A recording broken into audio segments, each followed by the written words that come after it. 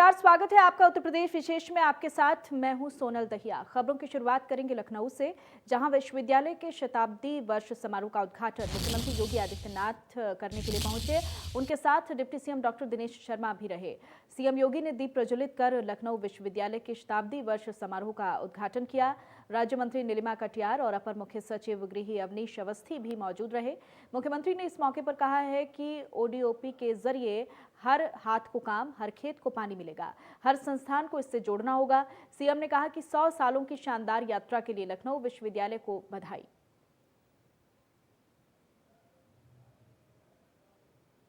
के प्रोटोकॉल का पालन करते हुए हम शैक्षणिक जगत की बहुत कुछ हम लोग ले सकते हैं। याद करना किसी लखनऊ विश्वविद्यालय में कार्यक्रम में पहुंचे सीएम योगी आदित्यनाथ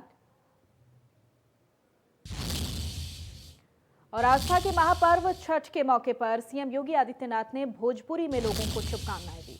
इसी के साथ योगी आदित्यनाथ ने कोरोना संक्रमण को देखते हुए लोगों से घर पर ही छठ पूजा मनाने की अपील की है। सीएम योगी ने कहा कि कोरोना महामारी अभी पूरी तरह से गई नहीं है, इसीलिए हमें खुद से सतर्क रहना होगा। 4 दिन तक चलने वाला पर्व का आज दूसरा दिन है। 21 नवंबर को उगते सूर्य को अर्घ्य के साथ ये पर्व समाप्त होगा। लोक आस्था के महापर्व छठ के आप सबके बहुत शुभकामना। छठी मैया की कृपा आप सबके ऊपर बनल रहे, सबके जीवन खुशहाल रहे, आप सबके जीवन में उमंग और उत्साह बनल रहे।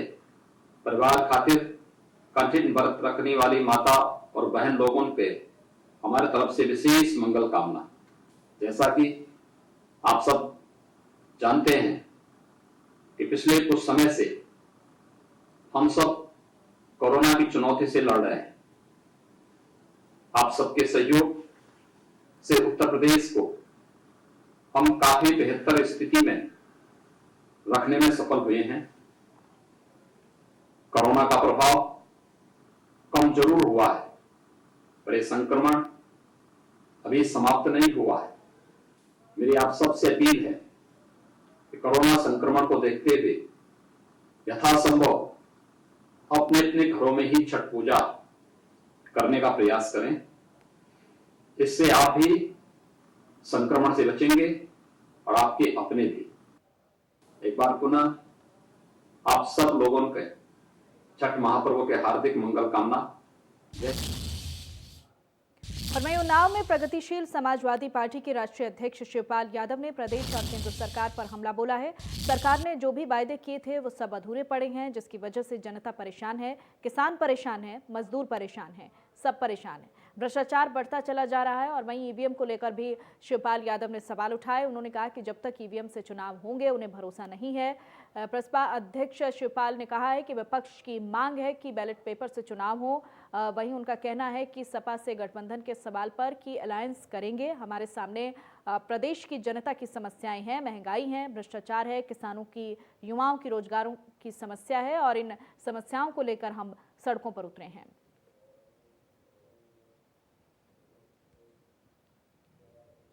ज़्यादा निष्पक्ष चुनाव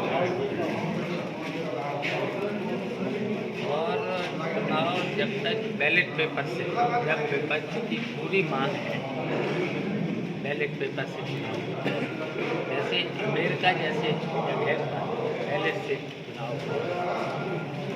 इन पर मशीनों पर भरोसा नहीं। अलायंस करेंगे। अब उन्होंने क्या कहा उस पर हम नहीं जानते। हमारे सामने समस्याएं हैं विदेश की जनता की।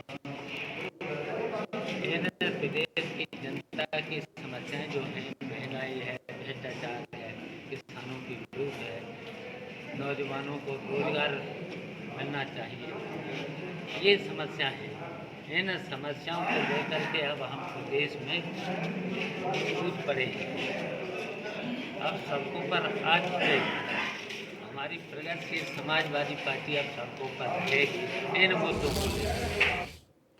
और गाजीपुर में सपा प्रदेश अध्यक्ष नरेश उत्तम का बयान, ईवीएम की बजाय बैलेट पेपर से हों एमएलसी चुनाव। बैलेट पेपर से चुनाव में सपा रहती आगे, बीजेपी जो चाहती है अधिकारी वही बोलते हैं। बीजेपी जोड़ने वाली नहीं बल्कि तोड़ने वाली पार्टी है। कि विधान परिषद के सदस्य 5 लोग गए, उनके ऊपर इतना प्रेशर कर दिया गया। एक छोटा सा एग्जाम्पल दे रहा हूं। लखनऊ के एक नवाब साहब थे, समाजवादी पार्टी से उम्मीदवार थे। उनके ऊपर कहा बुलडोजर चलेगा, बिल्डिंग गिरा दी जाएगी, और वो वहां चले गए। और जब वहां चले गए तो न उनकी बिल्डिंग गिर रही, ना वो घुमा पिया है, ना कुछ नहीं। तो लोगों को तोड़ा जा रहा है। बीजेपी तोड़ने वाली पार्टी है, जोड़ने वाली पार्टी नहीं है। आप कंपेयर करते हैं, आप ही बताते हैं कि आज हत्या का अपराध बढ़ गया, हत्या का अपराध घट गया। जो सरकारी आंकड़े होते हैं वो सदन में हम पूछते हैं, और सरकारी आंकड़े आते हैं उसमें बीजेपी के जमाने में अपराधों का ग्राफ बढ़ा है। हम तो बैलेट पेपर से चाहते हैं सब चुनाव, क्योंकि आप क्षेत्र पंचायत, ग्राम पंचायत, जिला पंचायत, नगर पंचायत, नगर पालिका परिषद, विधान परिषद के चुनाव, राज्यसभा के चुनाव, राष्ट्रपति के चुनाव सब बैलेट पेपर से होते हैं। और बसपा अध्यक्ष और यूपी के पूर्व मुख्यमंत्री मायावती के पिता का गुरुवार को निधन हो गया है। 95 साल के थे वो। उनका अंतिम संस्कार दिल्ली में होगा।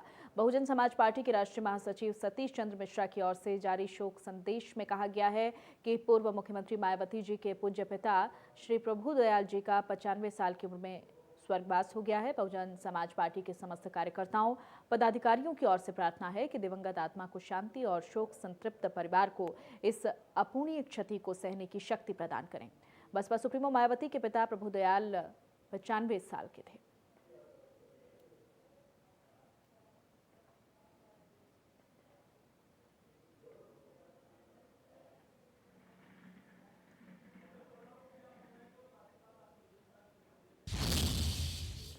और वहीं प्रतापगढ़ जिले की कोर्ट में पूर्व अमेरिकी राष्ट्रपति बराक ओबामा के खिलाफ शिकायत दर्ज करवाई गई है। All India rural bar association के राष्ट्रीय अध्यक्ष ज्ञान प्रकाश शुक्ल ने लालगंज दीवानी कोर्ट में परिवाद दाखिल किया है। परिवाद ओबामा की किताब से जुड़ा है। इस पर 1 दिसंबर को सुनवाई होगी। परिवाद में कहा गया है कि पूर्व राष्ट्रपति बराक ओबामा ने राहुल गांधी और मनमोहन सिंह के खिलाफ अवांछित बयान देकर भारतीय निर्वाचन प्रणाली की अवहेलना की है और निर्वाचन आयोग जैसे नियामक संस्था के साथ संविधान की व्यवस्था पर सवाल उठाए हैं। बराक ओबामा ने मनमोहन सिंह और राहुल गांधी के बारे में जो कुछ भी कहा गया है वो अपमानजनक और देश की संप्रभुता पर हमला है। इन नेताओं के लाखों समर्थक हैं जो आहत हुए हैं। अगर वो सड़क पर उतर आए तो अराजकता पैदा हो सकती है। इसीलिए ओबामा के खिलाफ शिकायत दर्ज की जाए। सिविल जज विनीत यादव की अदालत इस शिकायत पर 1 दिसंबर को सुनवाई करेगी।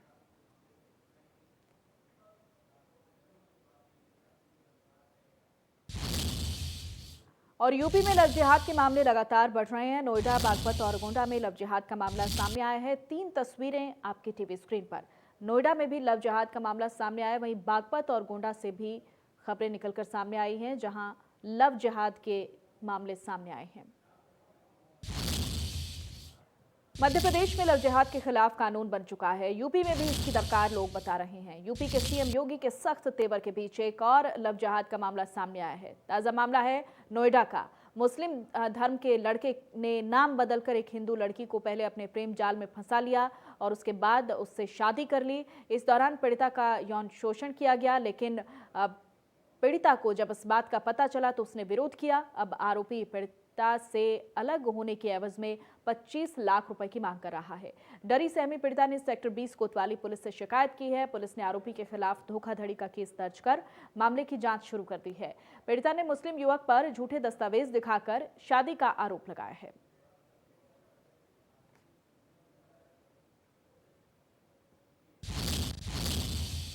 और बागपत में लव जिहाद का मामला सामने आया है। एक निजी हॉस्पिटल की नर्स को प्रेम जाल में फंसाकर मुस्लिम डॉक्टर ने महीनों रेप किया। पीड़िता का आरोप है कि जब वो गर्भवती हो गई तो मुस्लिम डॉक्टर उस पर धर्म परिवर्तन का दबाव बनाने लगा। बता दें कि पीड़िता का आरोप है कि डॉक्टर बड़ौत के एक निजी अस्पताल में पहले पहचान छिपाकर तलाकशुदा नर्स को अपने प्रेम जाल में फंसा चुका था और फिर शादी का वायदा कर महीनों तक उसके साथ दुष्कर्म की वारदात को अंजाम दिया। बाद में धर्म परिवर्तन की शर्त रखकर शादी करने से इनकार कर दिया। पीड़िता की माने तो वो इस समय 6 महीने की गर्भवती है। पीड़िता ने एसपी अभिषेक सिंह से मिलकर न्याय की गुहार लगाई है।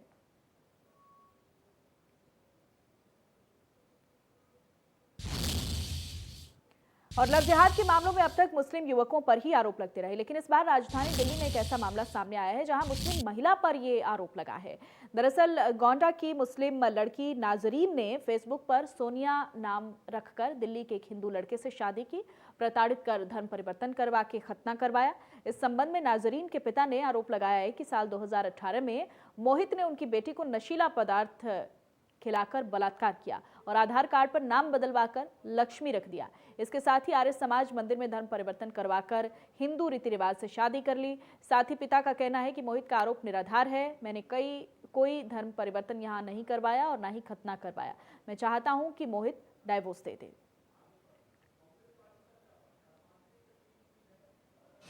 लड़की नाजरीन बानो जो फेसबुक से जुड़ने के बाद में दोनों की बातचीत हुई। उसके बाद में वो आया, मोहित कुमार आया, कटरा चौराहे से लेकर चला गया। फिर मैंने अज्ञात में मुकदमा दर्ज कराया था 2018 में।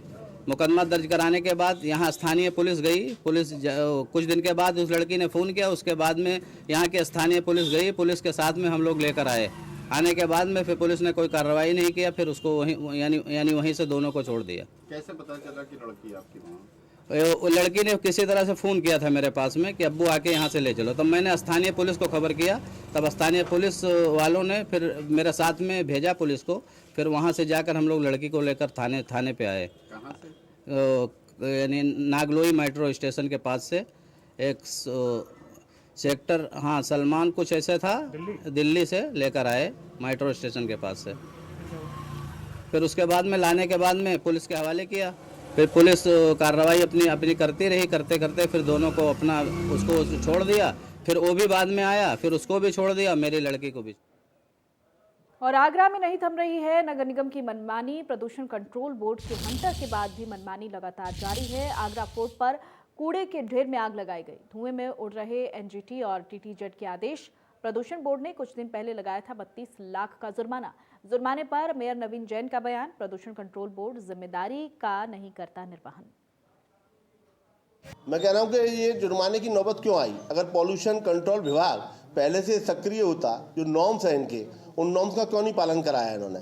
काम शुरू होने के बाद ये कहाँ सोते रहते हैं? समाचार पत्रों में जब ये पॉल्यूशन की बात छपती है, जब ये सक्रिय होते हैं। इससे पहले ये टीम कहाँ रहती है? पॉल्यूशन विभाग को भी सक्रिय रहने की आवश्यकता है। पॉल्यूशन विभाग आगरे का पूरी तरह निष्क्रिय है। अगर ये सक्रिय हो जाए तो मुझे लगता है आगरे का जो 5वां और 6वां स्थान पॉल्यूशन के क्षेत्र में आ रहा है, वो कंट्रोल में हम कर ले जाएं। और जितने भी जो विभाग हैं, कहाँ जो भी लोग पॉल्यूशन जिन कारणों से हो रहे हैं, उनमें ये सक्रिय भूमिका अदा करें, जिससे आगरा पॉल्यूशन मुक्त हो सके।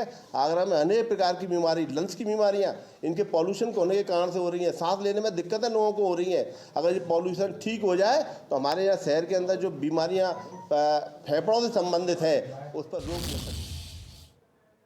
और अपनी ही दूध मुही मासूम बच्ची से बिछड़ने का दर्द क्या होता है, ये गाजियाबाद की रहने वाली किरण से बेहतर कोई नहीं समझ सकता। मामला गाजियाबाद के कानामनी इलाके का है। इस मां की आप बीती सुनकर आपके रोंगटे खड़े हो जाएंगे। किरण करीब 1 महीने बाद अपनी मासूम बच्ची से वापस मिल पाई है। बच्ची को उसकी मां से जुदा करने वाला कोई गैर नहीं बल्कि उसका पिता ही था। किरण का आरोप है कि उसका पति करीब 1 महीने पहले घरेलू विवाद के चलते धोखे से बेटी को अपने साथ हापुड़ ले गया था। लाचार मां किरण अपनी 6 महीने की मासूम बेटी की झलक तक पाने में नाकाम साबित हुई। इसके बाद किरण ने गाजियाबाद के पुलिस और प्रशासन के अधिकारियों से लेकर हापुड़ के अधिकारियों के चक्कर काटे, लेकिन दर की ठोकर खाने के बाद भी कुछ हासिल नहीं हुआ। ऐसे में मसीहा बनकर आई एक सामाजिक कार्यकर्ता। किरण का कहना है कि उन्होंने सामाजिक कार्यकर्ता रमा श्रीवास्तव से मदद मांगी और जिनके सहयोग से किरण को अपनी मासूम बेटी वापस मिल पाई। और मेरठ पुलिस और इनामी बदमाश के बीच मुठभेड़ हुई है। पुलिस कस्टडी से फरार हुआ था 50,000 का इनामी कपिल। बदमाश ने दारोगा की पिस्टल छीनकर फायरिंग की है। जवाबी कार्रवाई में कपिल के पैर में गोली लगी है। घायल बदमाश को अस्पताल में भर्ती करवाया गया।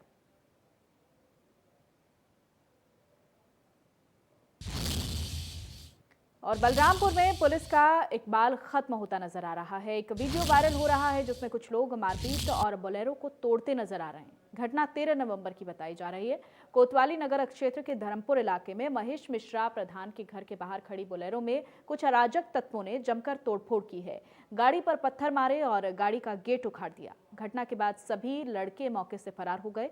घटना में लिप्त लड़कों को जब पता चला कि उनकी कारस्तानी सीसीटीवी कैमरे में कैद हो चुकी है तो सभी के परिजनों ने पीड़ित से मिलकर मामले में सुलह कर ली। वीडियो के वायरल होने के बाद जिले के एसपी देवरंजन वर्मा ने घटना का स्वतः संज्ञान लिया और पुलिस की तरफ से अराजक तत्वों पर मुकदमा दर्ज कर कार्रवाई शुरू कर दी है।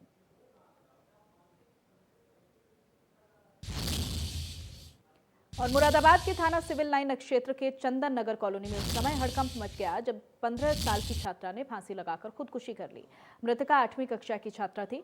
मृतका के परिजनों का आरोप है कि छोटू नामक युवक छात्रा को परेशान करता था, जिससे परेशान होकर छात्रा ने कदम उठाया और उधर घटना की जानकारी मिलते ही पुलिस मौके पर पहुंची। शव को कब्जे में लेकर पोस्टमार्टम के लिए भेज दिया गया है। साथ ही तहरीर के आधार पर आगे की कार्रवाई भी शुरू कर दी गई है।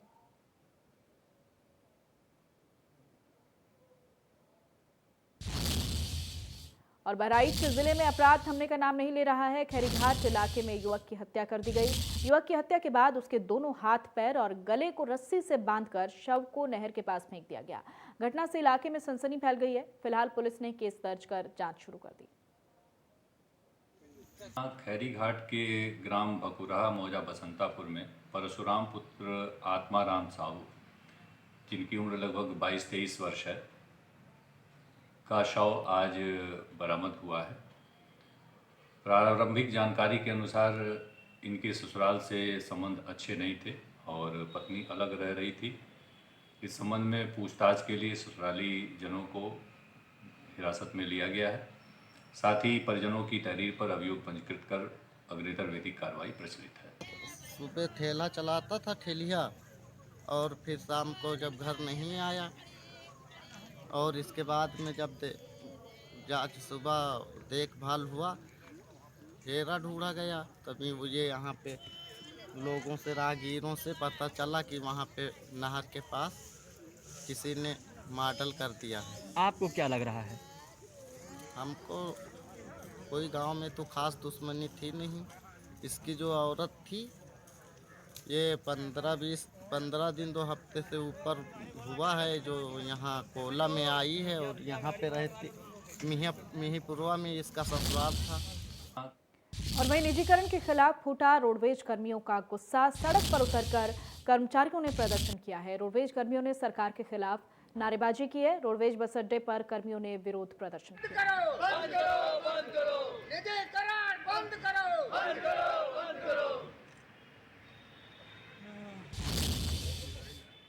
और मेरठ में फिर से बेकाबू होते कोरोना वायरस पर काबू पाने के लिए स्वास्थ्य विभाग के साथ अब पुलिस भी मुस्तैद हो गई है।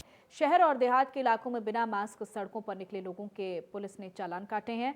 मेरठ में कोरोना से अब तक 342 लोगों की मौत हो चुकी है, लेकिन बावजूद इसके लापरवाही का आलम यह है कि हजारों लोग बिना मास्क के सड़कों पर घूम रहे हैं और ऐसे लापरवाह लोगों के खिलाफ अब पुलिस कोई रियायत बरतने के मूड में नहीं है। पुलिस ने कई जगह लोगों को जागरूक करने के लिए मास्क भी बांटे और सोशल डिस्टेंसिंग का पालन करने के निर्देश दिए हैं। वरिष्ठ अधिकारियों के आदेश के क्रम में आज ये मुहिम चलाई जा रही है और ये मुहिम लगातार चलाई जाएगी। मेन मकसद इस मुहिम का है कि लोगों को कोरोना से बचाना। जिस तरह आंकड़े आ रहे हैं उससे ये साफ साफ दिख रहा है कि त्यौहार के बाद जिस तरह भीड़ सड़क पे आई है और लोगों को कोरोना बढ़ रहा है, तो उसमें कहीं ना कहीं लापरवाही लोग कर रहे हैं। उसको पुनः इन्फोर्स करने के लिए हम लोग मास्क का चालान करना शुरू किए हैं। इनको अवेयर भी कर रहे हैं, अनाउंसमेंट भी इस पर चल रहा है हमारा। साथ में अगर कोई किसी कारण से मास्क रखा है और नहीं लगाया है तो उसको हम अवेयर करके छोड़ भी रहे हैं, जिससे कि कहीं उनको ये ना लगे कि पुलिस उत्पीड़ित कर रही है। और वहीं गोंडा में सरकारी अनाज की कालाबाजारी करते धरा गया कोटेदार। गांव वालों ने कोटेदार को रंगे हाथों पकड़ा है।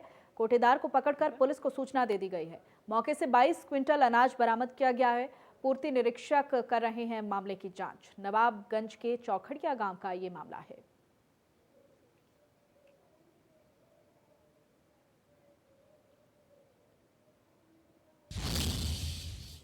और इसी के साथ बुलेटिन में इतना ही। प्रदेश की तमाम खबरों के लिए बने रहिएगा इंडिया न्यूज उत्तर प्रदेश उत्तराखंड के साथ।